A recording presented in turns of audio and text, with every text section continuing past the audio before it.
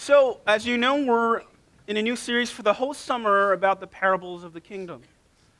And in the parables of the kingdom, we're trying to find the hiddenness of God and understand the heart of God in remote and interesting places, even odd places, to hear the voice of God, the intent of God, and even the mystery of God.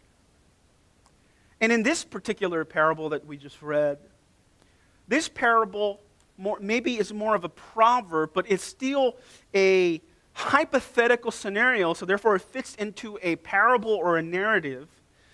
Jesus really teaches one simple idea. The first idea is that sin is hidden, often hidden in plain sight. Now we've seen this in World War II, in the Holocaust. We've seen our fellow Lutheran brethren, where the Bible was first created in Germany, allowing their neighbors to be butchered.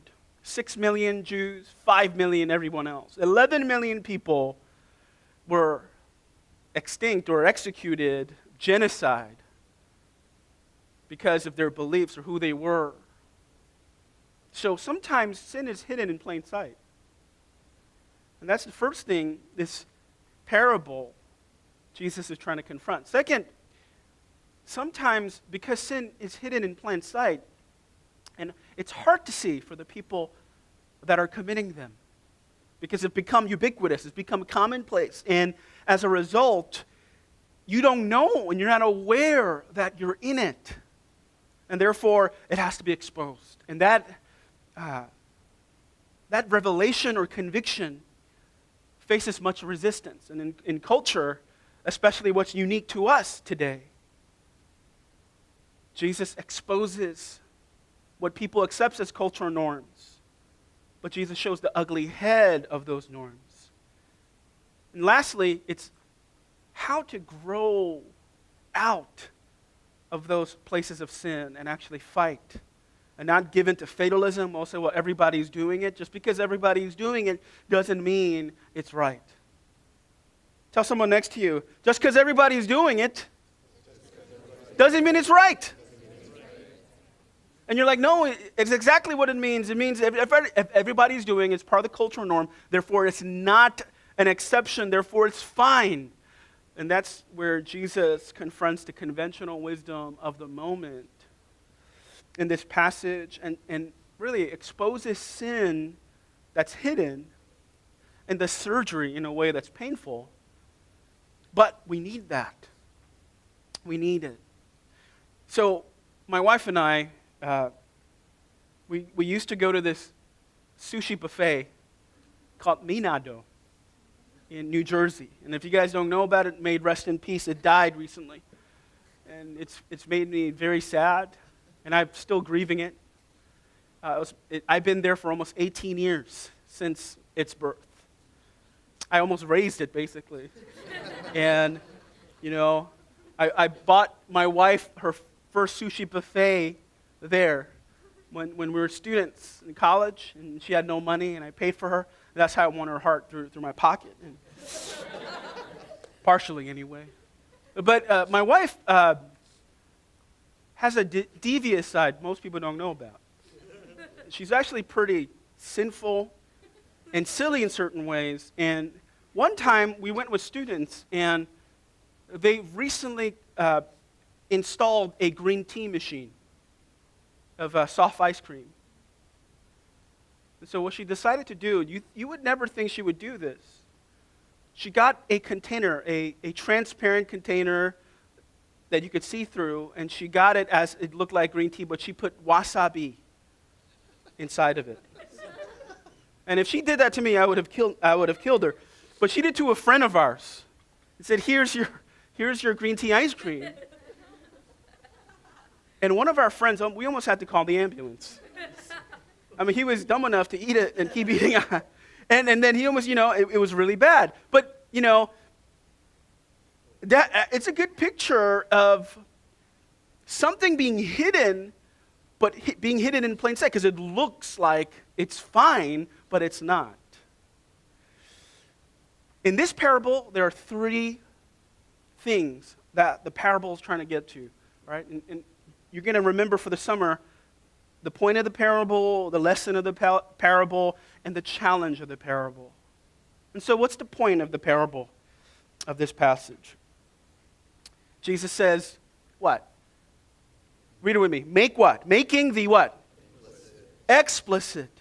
Right? If sin is hidden in plain sight, it's hard to see because it seems so ubiquitous, it seems so commonplace. It seems like it is just the norm of what's taking place. And that's why Jesus starts in verse 27. It says, you have heard that it was said, you shall not commit adultery.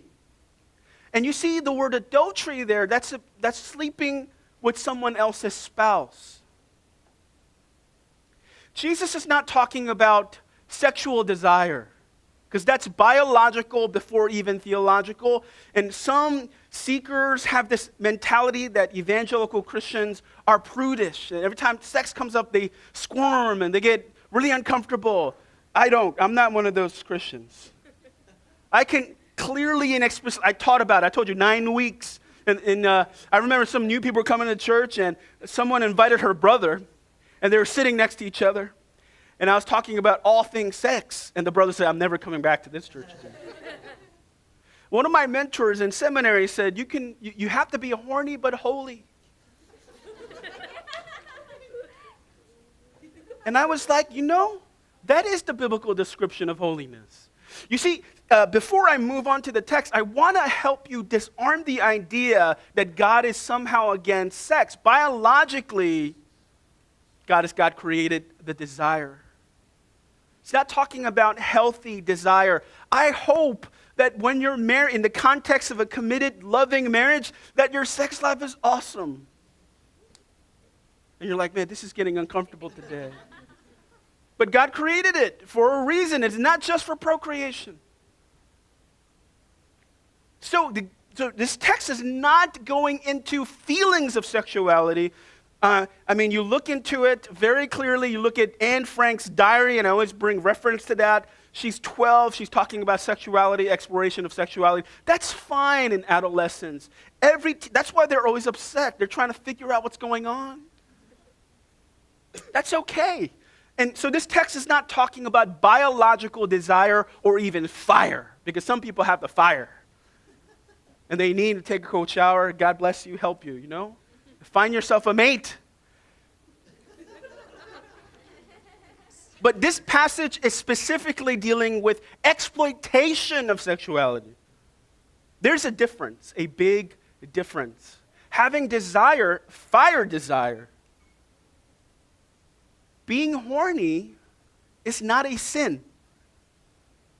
You're like, really? Yes, it's not. Because that desire is put in by God to love and to cherish your other.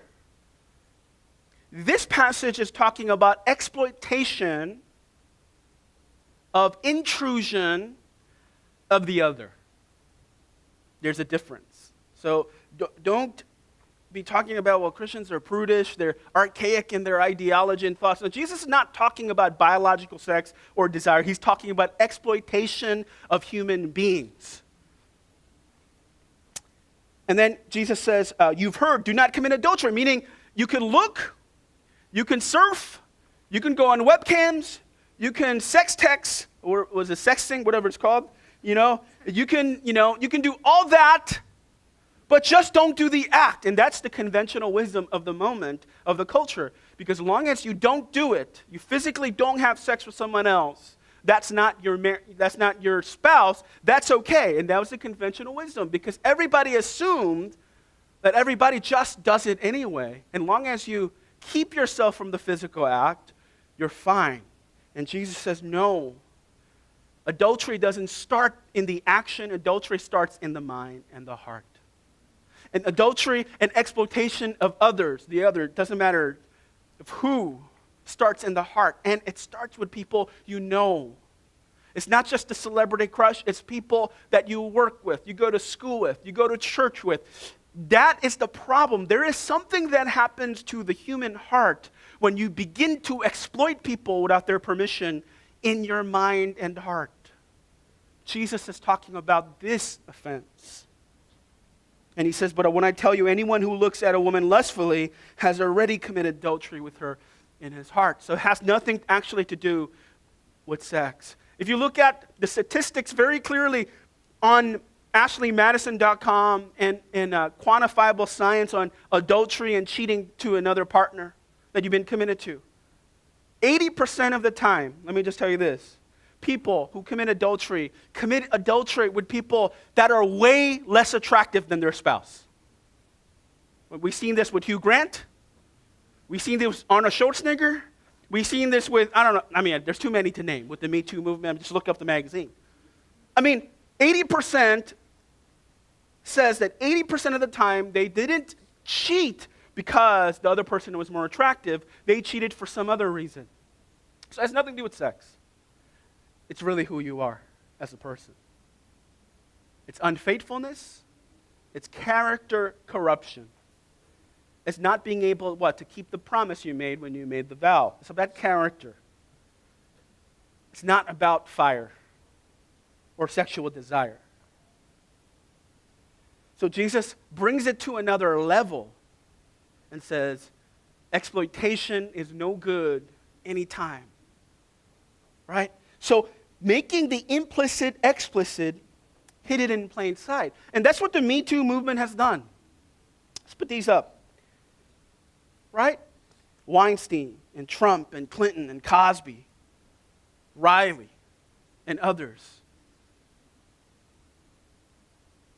It's put all these glamorous folks, rich, famous, powerful men into the spotlight of what? Very critical, inappropriate behavior, crossing boundaries that are horrific for women involved. Let's go to the next page. We see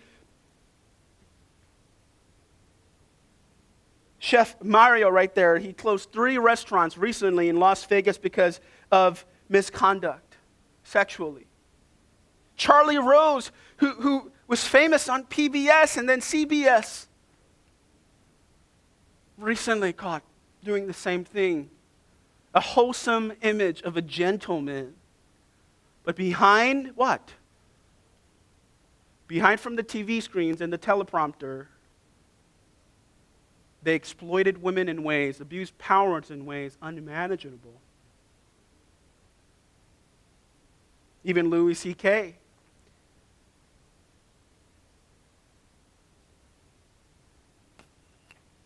Just because something looks a certain way, and even the people around us try to project themselves to be gentlemanly or even classy, doesn't mean that that's what it is. Not everything is what it appears to be. And that's what Jesus is talking about.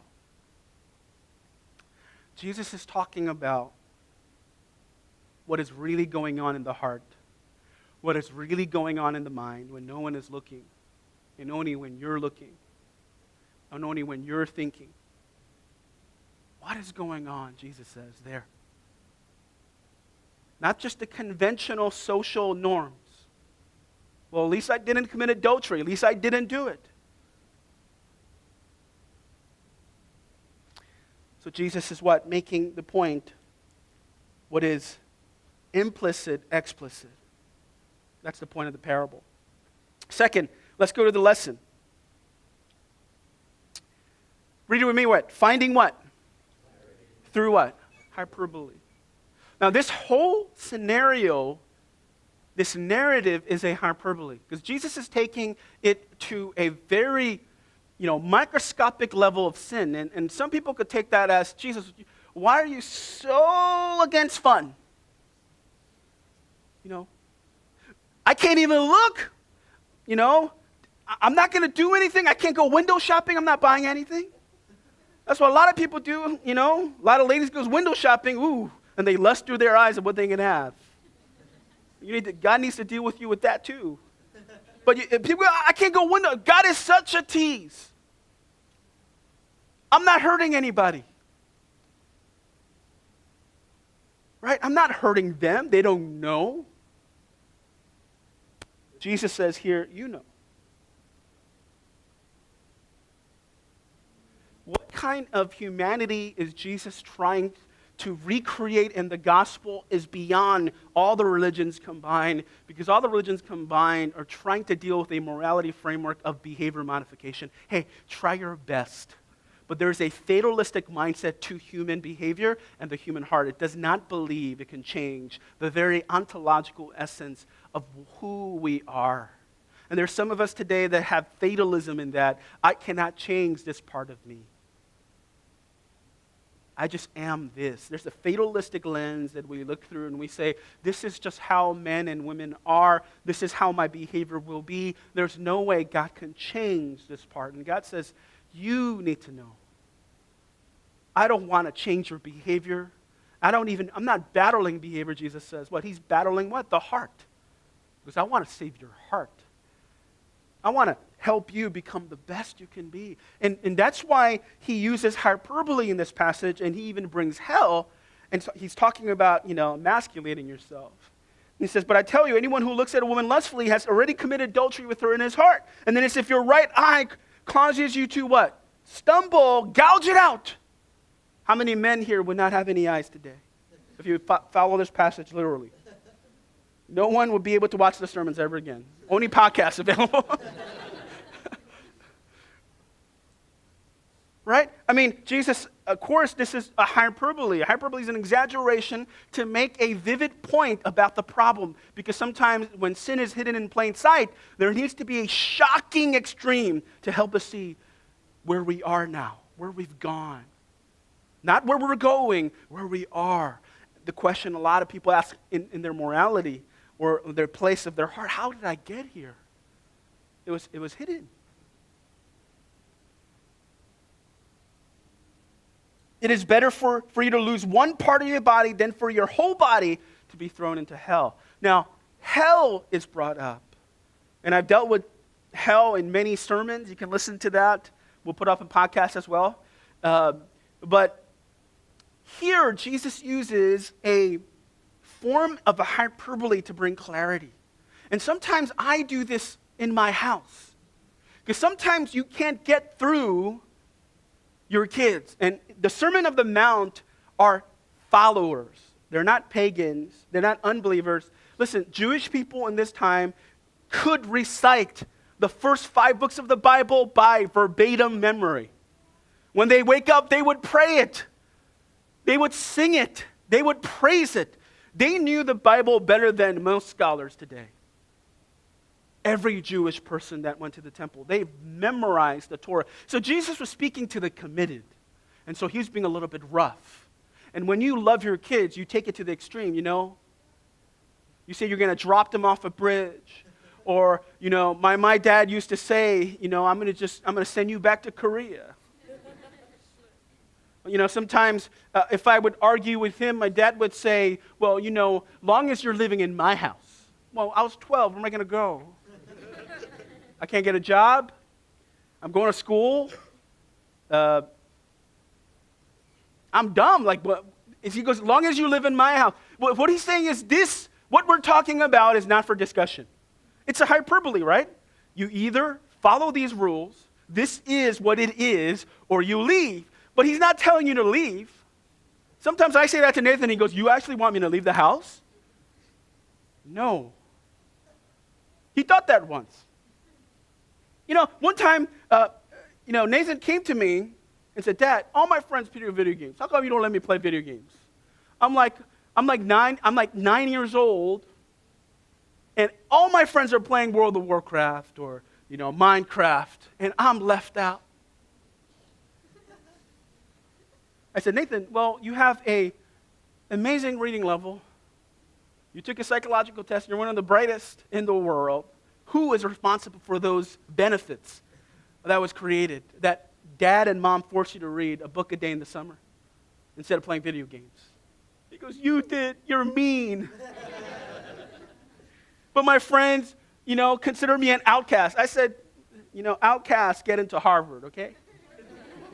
Outcasts, they go somewhere with their life, okay? And Nathan didn't understand, what I was saying. And then this is what I said to him. So if your friends jump off a bridge, because they think it's fun. I don't know. They want to go walk the Brooklyn Bridge.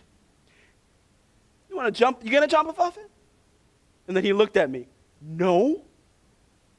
You see, this passage is Jesus taking things an extra mile, or maybe 1,000 miles, an exaggeration. It's not actually telling you to cut your hand off or your eyes off. Monks have done it, took this passage literally in colonial times, and still have struggled with lust. Some of them actually read about it. Well, they can't write anymore, but they told others to dictate and said they struggled with lust greater because they no longer had eyes. They only had their imagination. And because they only had their imagination, they went nuts. Jesus is talking about what? He's trying to bring clarity to the issue because sometimes it needs to be exposed. So he's trying to bring clarity through hyperbole. So if our culture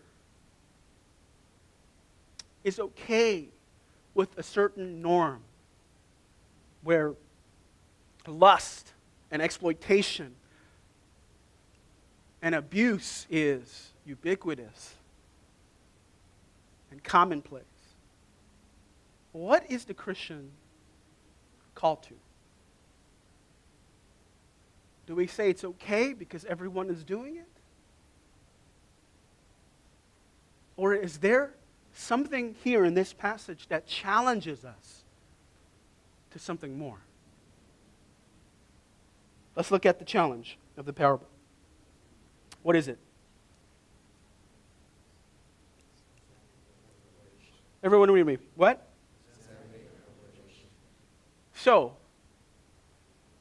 questioning why we do what we do to have this vision. Let's move down. So, our culture says, here's a funny meme I found. There's Jay-Z talking to Kevin Hart. I cheated on my wife too. Kevin Hart is he's coming out with another movie I just saw. We don't necessarily have role models, especially men, that are famous and powerful. Not just white men. These are black men. So it has nothing to do with race per se. There's Jay-Z, and he makes an album out of it. His wife makes an album out of it. And Kevin Hart cheated when his wife was pregnant.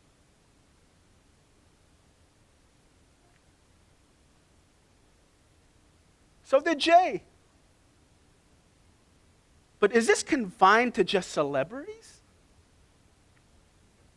No. I know one time when I was a professor teaching at a Bible school, a student came to me and said she was shaken in her faith to the core because her youth pastor was recently discovered of having an affair while his wife was pregnant with a student, a college student. And somehow by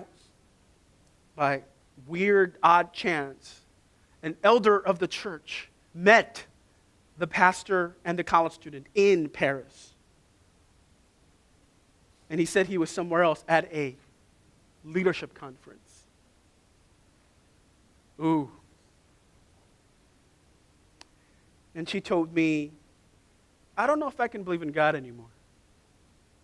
Why would someone do that? These are some of the gray spaces, ambiguous spaces in the church. You see, I can't hold, and Jesus is not holding unbelievers accountable to this, but for Christians and culture. We have to be more than this, amen? Because, every minute, the CDC, and you can look at this on government websites, every minute, 20 women are abused sexually or physically. That's 1,200 women an hour. That's 10 million women a year. 1 out of 5 women are sexually abused. That's 20% of a population of 150. That respondent population is insane. The CDC recently changed the idea and the etymology and the language of domestic violence. Now they call it intimate partner violence. Because the people that perpetuate and commit sexual violence and domestic violence are not strangers. They're intimate partners. People are not as they appear. Everything seems fine in the beginning until it's not.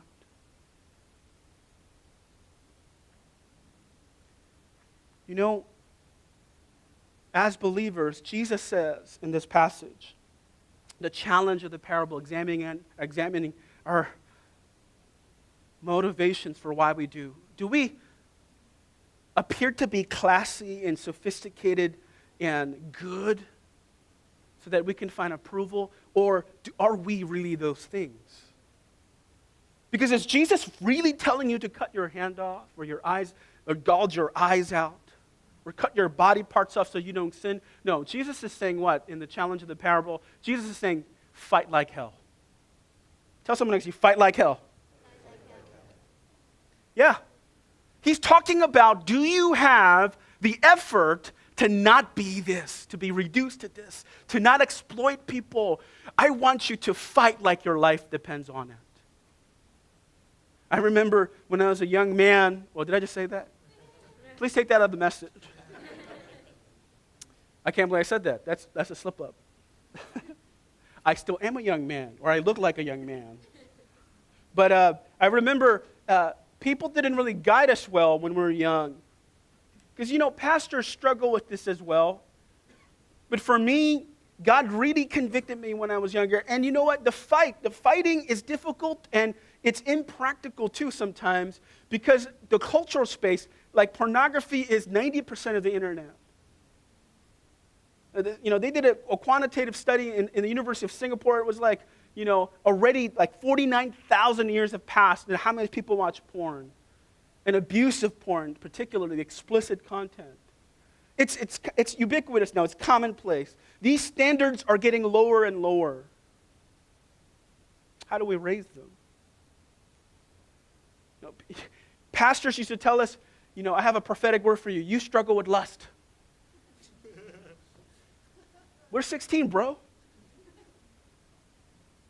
But one of the things that, we had to do, holding each other accountable, was when we saw an attractive person with, like a revealing dress, a lot of us, brothers told her, it's going to look stupid, but go to the other side of the train. And this was us going to the other train. When we were walking in Manhattan in the early 90s, there were pornography shops everywhere, and there was sex shops everywhere. We would look dumb. People would close each other's eyes. And that could be a behavior part to fit into, a Christian ethic or so you can find approval. You can't really see the heart of that. Because you could put a porn blocker on your computer, but you could easily take it off. I remember one friend told me he took a porn blocker 20,000 times. And it was only in 1 year. It's like, that's a lot of times, bro. You see, in the end of the day, people could hold us accountable, but we could lie. The challenge of the parable here is, who do you want to be? Do you want to be a person that's self-centered, that takes, steals, or do you want to be other-centered? Selfishness is never attractive. It's not sexy. Being other-centered is sexy. And it brings a strength, I think, to men and to women, that when you know that you're what? You're giving your all to be like Christ. No one can convince you of that. Only you can make that choice. And that's what Jesus is saying in this passage. Fight like hell. Don't do it for anyone else's motivation. Don't do it to please someone else. Don't do it to look a certain way. Do it for yourself. It's about becoming.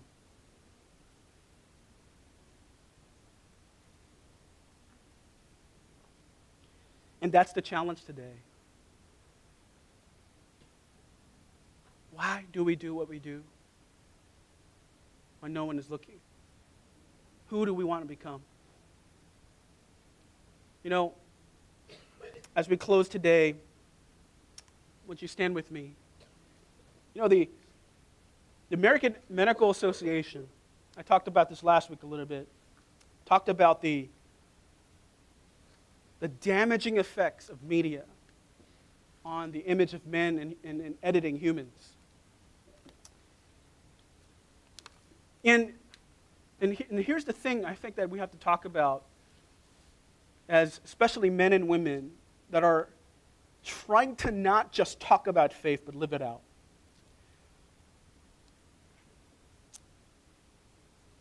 The media culture agencies are taking the youth of the most beautiful and cropping them and turning them to an image.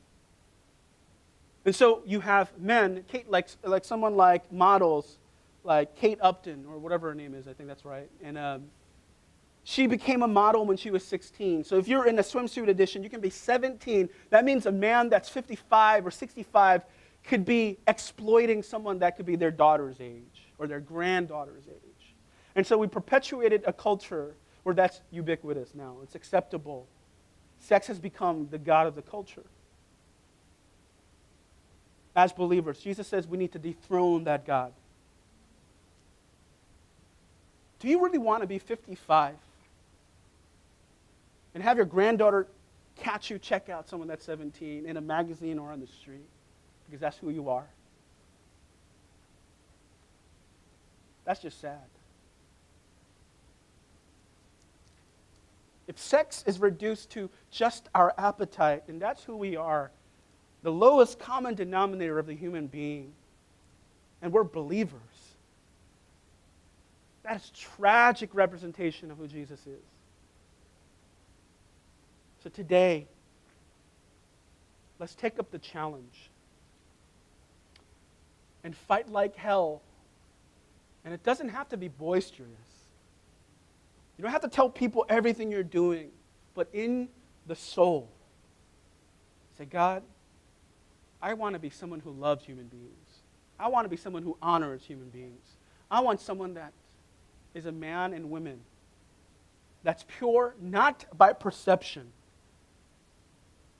but in reality, trying my best. Amen? Let's pray together. Father, we come before you this afternoon.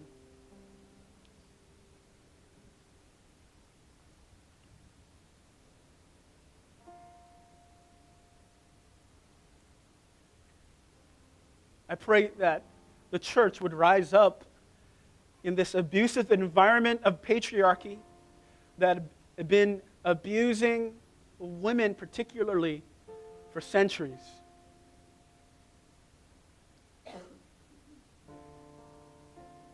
And I pray the church would become a model example of what it means to honor people.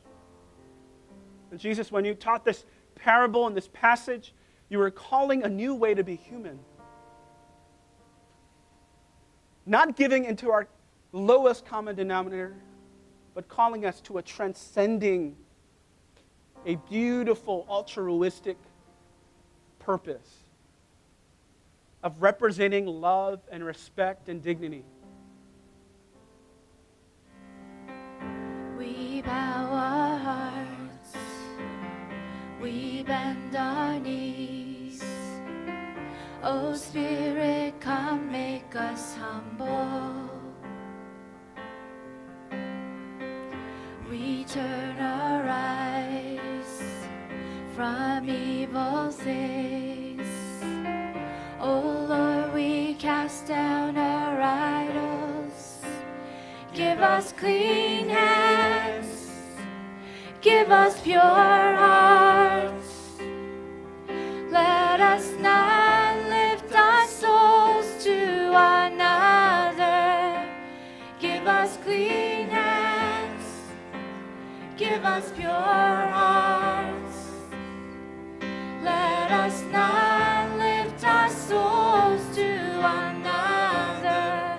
Oh God, let us be a generation that seeks your face. Oh God of Jacob.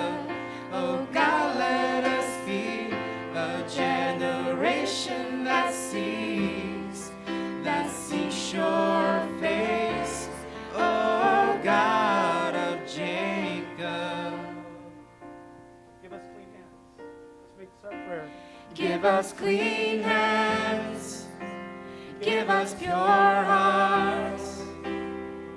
Let us not lift our souls to another. Give us clean hands, give us pure hearts.